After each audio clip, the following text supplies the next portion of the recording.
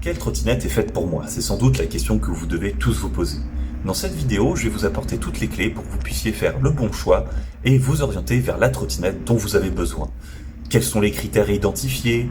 Comment s'y retrouver dans toutes les trottinettes proposées sur le marché? Je vous réponds juste après le générique.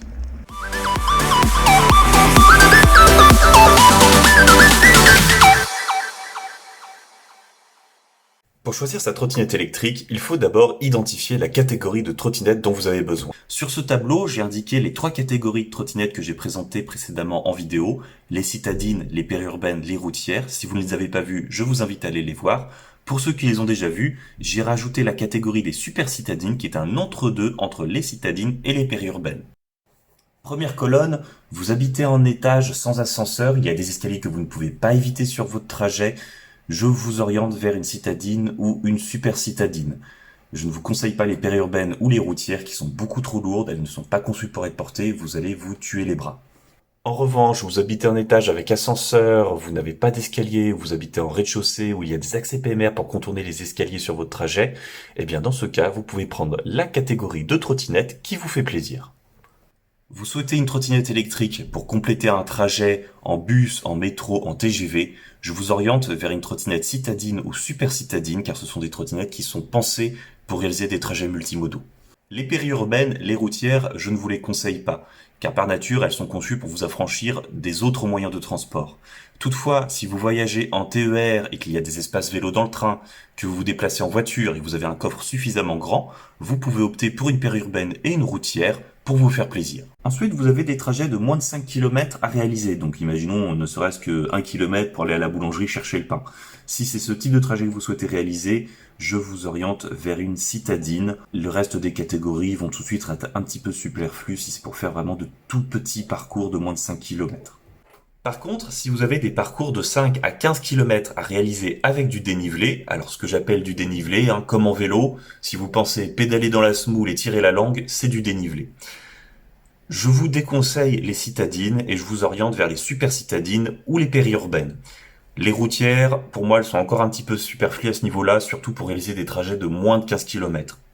En revanche, vous avez plus de 15 km à réaliser. Là, la routière devient intéressante, surtout si ce sont des parcours de 30 à 40 km, voire davantage. Les périurbaines également, les super citadines si vous avez la problématique de vivre en étage sans ascenseur. Par contre, les citadines sont complètement hors jeu. Leur autonomie est en général de 15 km, il n'est donc pas intéressant de s'orienter vers ce type de trottinette.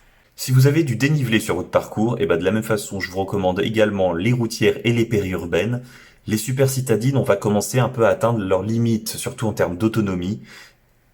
Et les citadines, il n'y a même pas besoin d'en parler, elles ne sont pas du tout envisagées pour des parcours aussi longs. Et si vous souhaitez une trottinette électrique pour faire de longues balades, pour aller dans les bois, pour faire du circuit, je pense que vous l'avez déjà deviné, les citadines et super citadines ne conviennent pas. Et je vous oriente vers une périurbaine ou une routière.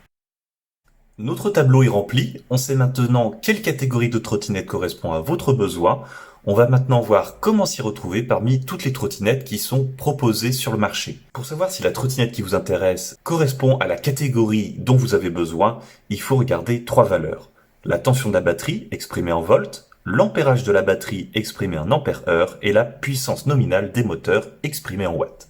Sur ce tableau, vous retrouvez tous les intervalles de valeurs qui caractérisent chaque catégorie.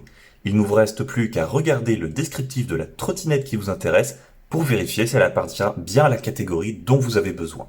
Je vous donne un indice supplémentaire. Toutes les trottinettes citadines et super citadines sont monomoteurs. Sur ce dernier tableau, je vous donne les autonomies moyennes d'autres trottinettes électriques en fonction des valeurs à prendre en compte. Bien sûr, je vous laisse deviner lesquelles sont les citadines, les super citadines, les périurbaines et les routières. Et c'est la fin de ce tuto, j'espère avoir pu vous aider dans le choix de votre première ou de votre prochaine trottinette. Si vous avez des questions, n'hésitez pas à les mettre en commentaire et je vous dis à la prochaine.